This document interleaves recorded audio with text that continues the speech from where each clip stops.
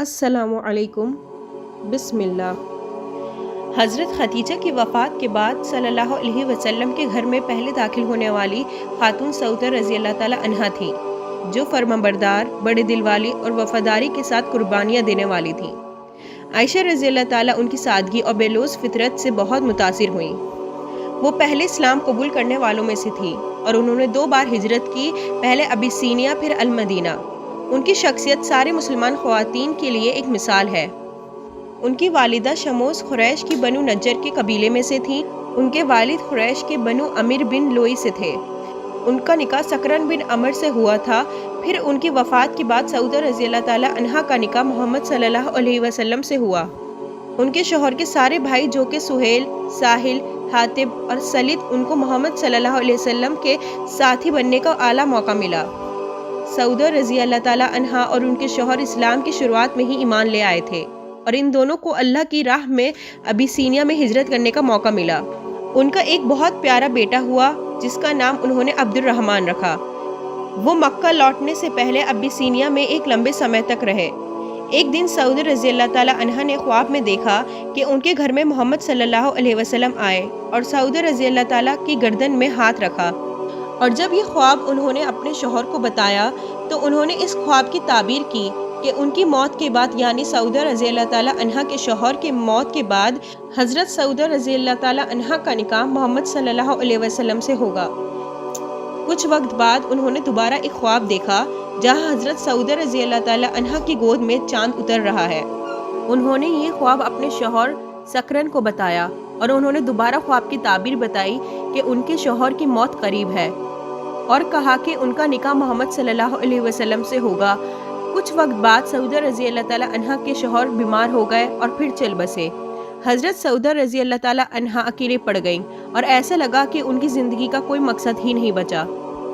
حضرت سعودہ رضی اللہ تعالی کی ایک دوست خوالہ بنت حکیم، جو کہ عثمان بن مدعون کی بیوی تھی، ایک بار وہ اللہ کے رسول کی طرف گئی اور ان سے کہا کہ آپ ایک بہت اکیلے پن اور اداس کی زندگی جی رہے ہیں، 4 بیٹیوں کی ذمہ داری کے ساتھ اور اپنی بیوی حضرت خدیجہ رضی اللہ تعالی عنہا کی یاد میں۔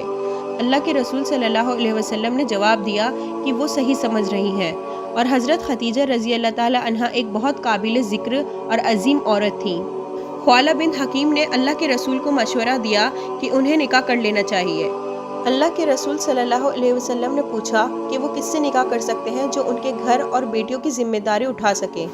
حضرت خوالہ نے کہا کہ ان کے ذہن میں ایک ایسی عورت ہے، اگر آپ اجازت دیں تو میں اس شخص سے رجوع کروں۔ ان خاتون کی پہچان جاننے کے بعد اللہ کے رسول نے اجازت دی۔ خوالہ رضی اللہ تعالی عنہا بہت خوش تھی کہ ان کا مشورہ اللہ کے رسول نے قبول کیا اور فوراً سعودہ رضی اللہ تعالی عنہا کو دیکھنے پہنچی۔ انہوں نے فرمایا کہ ان کے پاس بہت اچھی خبر ہے سعودہ کے لیے۔ جب سعودہ رضی اللہ تعالی عنہا نے وہ نکاح کا پیغام سنا تو وہ خوشی سے جھوم اٹھی، مگر سعودہ رضی اللہ تعالی عنہا نے کہا کہ خولہ کو یہ معاملہ ان کے بوڑھے والد، جن کی بینائی دن بدن کم ہوتی جا رہی ہے، وہ ان سے اس معاملے میں مشورہ کر لے۔ ان کے والد بہت خوش تھے کہ ان کی بیوہ بیٹی کو نبی صلی اللہ علیہ وسلم کے ان کی ساتھی اور بیوی کے روپ میں چنا گیا۔ خولہ پھر محمد صلی اللہ علیہ وسلم کے پاس گئی اس خوشخبری کے ساتھ۔ جلد ہی ان کا نکاح ہوا۔ زامہ نے ان کا نکاح پڑھایا۔ اس وقت آپ صلی اللہ علیہ وسلم نے اپنی اہلیہ سعودہ رضی اللہ تعالی عنہا کو 400 درہم کا مہر دیا۔ ان کے بھائی عبداللہ، جنہوں نے ابھی تک اسلام قبول نہیں کیا تھا، وہ اس خبر سے بہت پریشان اور بہت غمگین ہوئے۔ انہوں نے اپنے غم کا اظہار وحشیانہ انداز سے اظہار کیا، اپنے سر پر مٹی پھینک گئے۔ بعد میں جب عبداللہ نے اسلام قبول کیا، ان کو اپنی غلطی کا احساس ہوا۔ سعودہ رضی اللہ تعالی عنہا بہت خوش تھی جب وہ اللہ کے رسول کے گھر گئی، جہاں حضرت خدیجہ اور محمد صلی اللہ علیہ وسلم رہتے تھے اپنی بیٹیوں کے ساتھ۔ کلثوم اور حضرت فاطمہ رضی اللہ تعالی عنہا، ان کو لگا کہ وہ بہت خوش قسمت ہے کہ اب ان کا مستقبل بن چکا ہے۔ وہ اکثر ابیسینیا کے اپنے یادگار تجربے بتاتی اور خاص طور پر بیٹی رقیہ اور اپنے شوہر کے بارے میں بات کرتی، جس کو عثمان بن عفان اور محمد صلی اللہ علیہ وسلم بڑے شوق سے ان کی باتیں سنتے تھے۔ ایک بار رقیہ رضی اللہ تعالی عنہا مکہ تشریف لائیں۔ بہنوں نے ان کا استقبال کیا، خوشی اور غم کے ملے جلے جذباتوں کے ساتھ۔ خوشی اس بات کی تھی کہ وہ بہت سالوں بعد مل رہی تھیں، اور غم اس لیے ہوا کیونکہ ان کی ماں کی وفات کے بعد وہ پہلی بار مل رہی تھیں۔ سعودہ رضی اللہ تعالیٰ عنہا آگے بڑھی اور رقیہ رضی اللہ تعالیٰ عنہا کو گلے لگا لیا۔ رقیہ اور سعودہ رضی اللہ تعالیٰ عنہا کو یہ امید نہیں تھی کہ وہ ابیسینیا میں بتائے ہوئے دن کے بعد دوبارہ ملیں گے ایک ماں اور سوتیلی بیٹی کے روپ میں، مگر یہ ایک بہت خوشگوار رشتہ تھا، اور اللہ کے رسول محمد صلی اللہ علیہ وسلم بہت خوش تھے اپنی بیٹی اور داماد سے مل کر۔ مکہ کریم میں سماجی حالات خراب ہی رہے، مسلمانوں پر ظلم و زیادتی ہو رہی تھی اور کافر اپنی پالیسی بدلنے کے لیے تیار نہیں تھے۔ ہر روز ایک نئی تازہ کہانی آتی تھی مسلمانوں پر ظلم اور زیادتی کی۔ واحد ہجرت کرنا ہی ظاہر ہوا۔ نبی صلی اللہ علیہ وسلم نے تمام حالات کو سوچتے ہوئے یہ فیصلہ لیا کہ ان کی پیروکار المدینہ ہجرت کریں گے۔ کچھ دن بعد اللہ سبحانہ و تعالیٰ نے بھی نبی محمد صلی اللہ علیہ وسلم کو ہجرت کرنے کا حکم دیا، تو اللہ کے رسول صلی اللہ علیہ وسلم اس دینی سفر پہ نکل پڑے اپنے بہت قابل اعتبار ساتھی کے ساتھ، ابو بکر صدیقی رضی اللہ تعالیٰ عنہ کے ساتھ۔ حضرت ابو بکر اور اللہ کے رسول جب مدینہ پہنچے تو وہ ابو ایوب انصاری کے گھر رکے۔ جب وہ وہاں بس گئے، انہوں نے زید بن حریثہ اور ابو سفیان کو مکہ میں بھیجا کچھ اونٹوں اور 500 درہم کے ساتھ اپنے خاندان کے سب لوگوں کو لانے کے لیے۔ یہ دونوں قابل یقین ساتھی جب وہاں پہنچے اور فوراً ہی مدینے کے لیے روانہ ہو گئے۔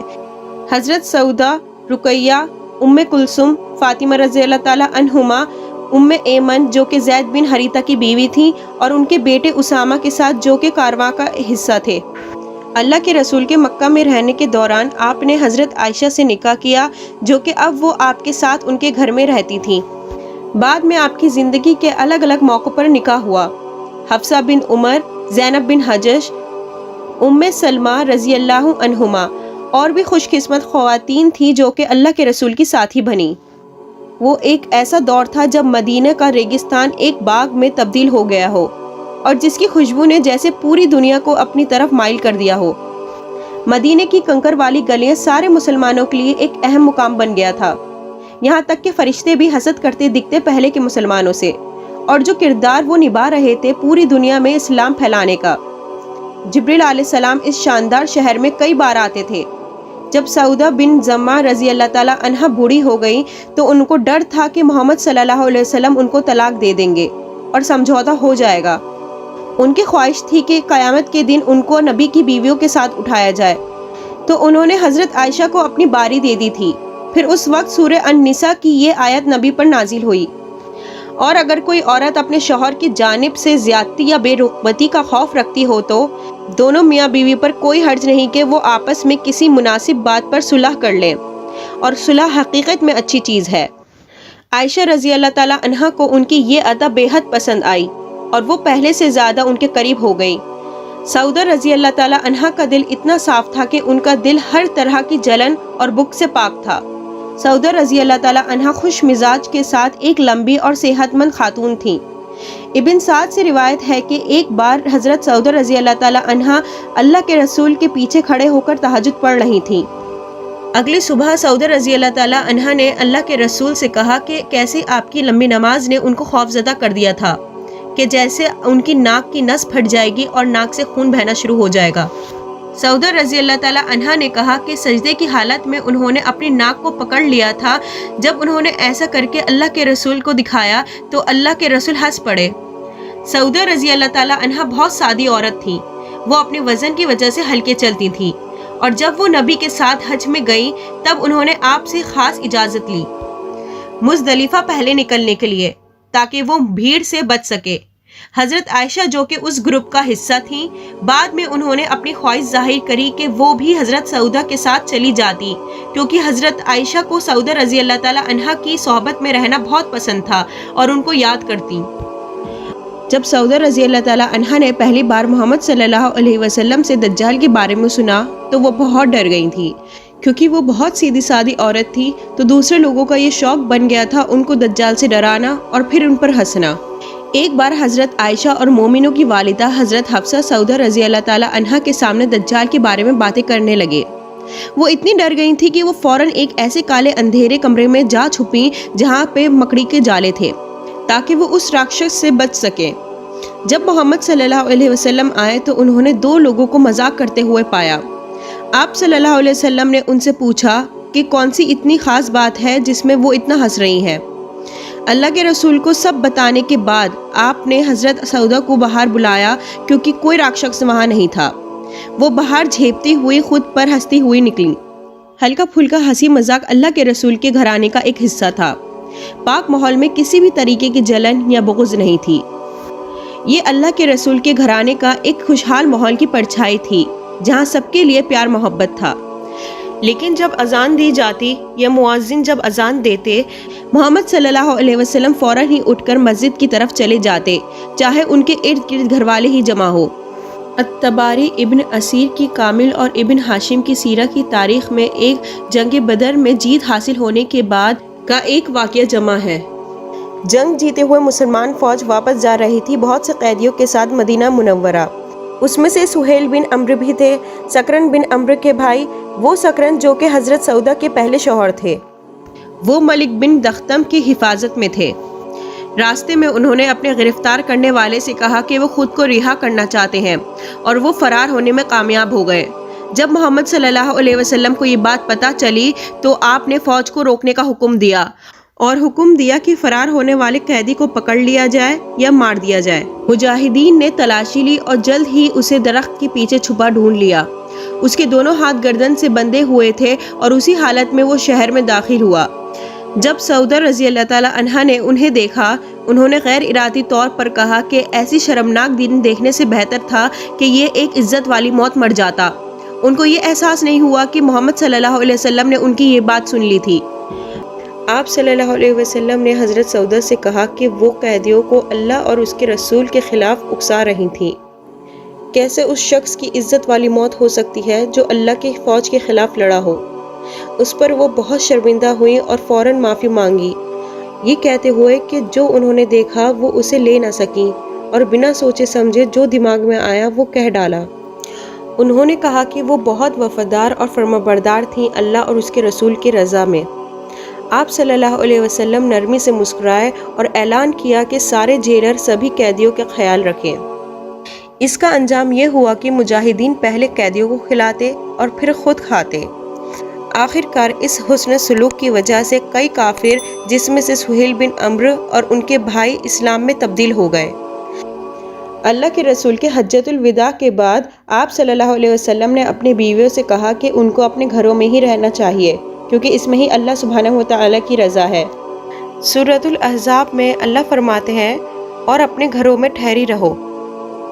اسی طرح حضرت سودا اور حضرت زینب بن جہش نے آپ صلی اللہ علیہ وسلم کی وفات کے بعد سفر نہیں کرتی تھیں اور مدینے میں اپنے گھروں میں ہی رہیں، یہ کہہ کے کہ انہوں نے حج اور عمرہ کو انجام دیا آپ صلی اللہ علیہ وسلم کی صحبت میں، اور یہ کہ وہ اللہ سبحانہ وتعالی کے حکم پر چلیں گی۔ حضرت سودا بہت بے لوث تھیں۔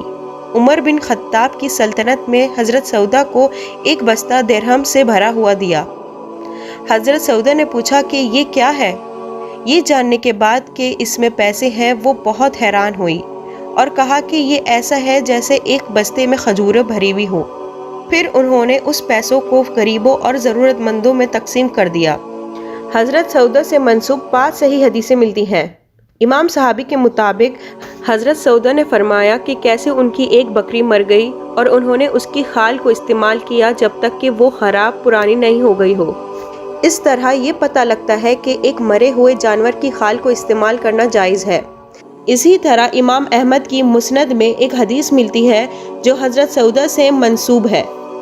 ایک آدمی آپ صلی اللہ علیہ وسلم کے پاس آیا اور کہا کہ کیا اس کے بوڑھے باپ کے لیے حج کرنا ممکن ہے جو اب اس کی سختیوں سے گزر نہیں سکتے۔